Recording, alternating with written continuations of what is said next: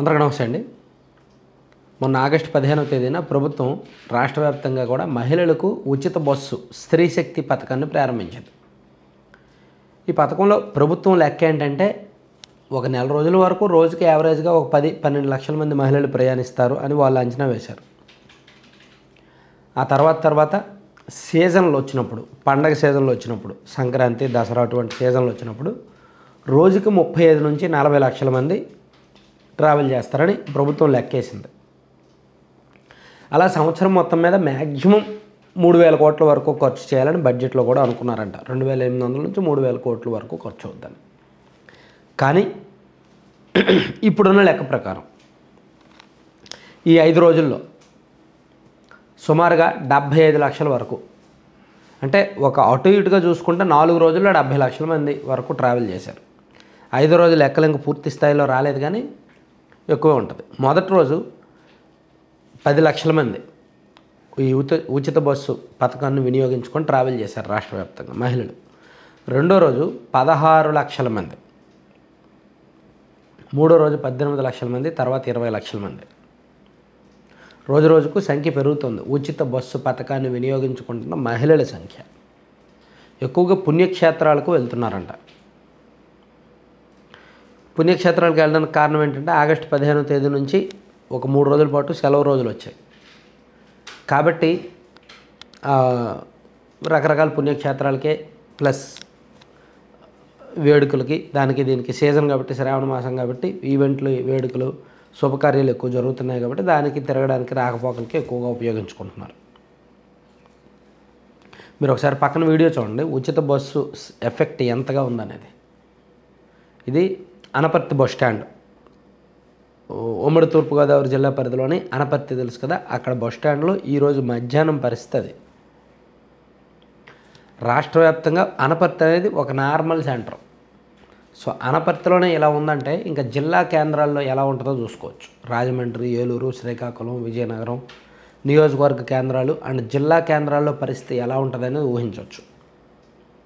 Highest అంటే ఎక్కువగా RTC సర్వీసులు తిరిగి ఎక్కువ రెవెన్యూ వచ్చాయి శ్రీకాకుళం, విశాఖపట్నం నాన్ స్టాప్ సర్వీసుల పరిస్థితి అయితే ఇంకా చెప్పే పని లేదు. ఏలూరు, విజయవాడ నాన్ స్టాప్ పరిస్థితులు కూడా ఇంకా చెప్పే పని లేదు. And Ongole, Guntur, non stop సర్వీసుల పరిస్థితి కూడా అంతే అలాగే ఉంది. సో మహిళలతో కిక్కిరిస్తున్నాయి అన్నమాట, కిక్కిరిసిపోతున్నాయి బస్సులన్నీ, బస్ స్టాండ్లన్నీ కూడా. అయితే ఇక్కడ ఈ మహిళలు కేవలం ఉచిత పథకం ఉంది కాబట్టే ప్రయాణిస్తున్నారా అంటే ఎస్,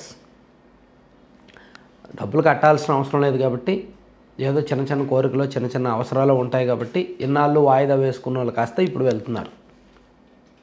ఈజీగా శ్రీకాకుళం నుంచి విశాఖపట్నం రావాలంటే నాన్ స్టాప్ ఎక్కితే కనీసం 150 రూపాయలు అవుతాయి. ఇప్పుడు కంప్లీట్గా జీరో కాబట్టి ఒక కుటుంబంలో ఒక ముగ్గురు ఉంటే ముగ్గురు వెళ్ళిపోతున్నారు. 450 రూపాయలు వాళ్ళకి సేవ్ అయినట్టే. రాను పోను 900 రూపాయలు సేవ్ అయినట్టే ఆ కుటుంబానికి. పొద్దున్న వెళ్తే 1.5 గంట జర్నీ, పొద్దున్న వెళ్తే మళ్ళీ సాయంత్రం నైటో రిటర్న్ వచ్చేయచ్చు. సో ఇలా నాన్ స్టాప్ సర్వీసుల్లో ఎక్స్ప్రెస్ ఎక్కువగా వాడుకుంటున్నారనమాట. రెస్పాన్స్ బాగానే ఉంది. అయితే దీన్ని ప్రభుత్వం ఇంకొంచెం అప్డేట్ చేయడానికి రెడీ అవుతున్నారు. ఇంకా దసరా సీజన్ రాబోతోంది. ఇంకో 2 నెలల్లో దసరా సీజన్ మొదలు కాబోతోంది. నెల 15 రోజులు ఉంది. దసరా సీజన్లో ఆ 10 రోజులు కూడా విపరీతంగా తిరుగుతారు.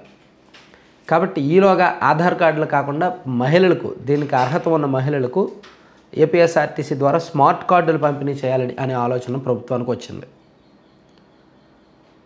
అదైతే కొంచెం వాళ్ళు వచ్చిన వెంటనే ఆ స్మార్ట్ కార్డులు ఇచ్చి కండక్టర్ చేతిలో ఒక స్కానర్ ఉంటుంది. ఆ కార్డు ద్వారా కండక్టర్ స్కాన్ చేస్తే ఇమీడియట్గా మహిళకు సంబంధించిన డీటెయిల్స్ అన్నీ వచ్చేస్తే ఆమె ఎక్కడి నుంచి ఎక్కడికి వెళ్తున్నారు అనేది ఎంటర్ చేస్తారో మహిళకు కూడా స్మార్ట్ కార్డ్ డేటాలో ఉండిపోద్ది. దానికి మేబీ మొబైల్కి అనుసంధానిస్తారేమో, ఒక యాప్కి ఏమైనా లింక్ చేస్తారేమో. ఇది ప్రభుత్వం ఆలోచిస్తుంది. ఆధార్ కార్డులు క్యారీ చేయడం ఎన్నాళ్ళని క్యారీ చేస్తారు. సో అందుకే ప్రభుత్వం దగ్గర అదొక ప్రపోజల్, ఆలోచన ఉంది. ఈవెన్ దసరా రోజులు వచ్చేసరికి రోజుకి 40-45 లక్షల మంది ట్రావెల్ చేస్తారంటే దానికి అదనపు బస్సులు పెడతారు.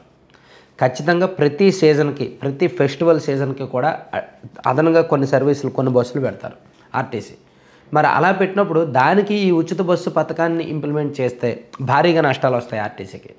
సాధారణంగా పండగ సీజన్లే ఏపీఎస్ఆర్టీసీకి అండ్ టీఎస్ఆర్టీసీకి కూడా పండగ సీజన్లోనే డబ్బులు బాగా మిగులుతాయి. అలా మిగిలిన డబ్బుల్ని వాళ్ళు రికవరీ వేరే చోట రియంబర్స్ చేసుకుంటూ ఉంటారు. అంటే నష్టాలను భర్తీ చేసుకుంటూ ఉంటారు. ఒక్కొక్క డిపోకి యావరేజ్గా పండగ సీజన్లో 5 కోట్ల వరకు లాభం ఉంటుంది.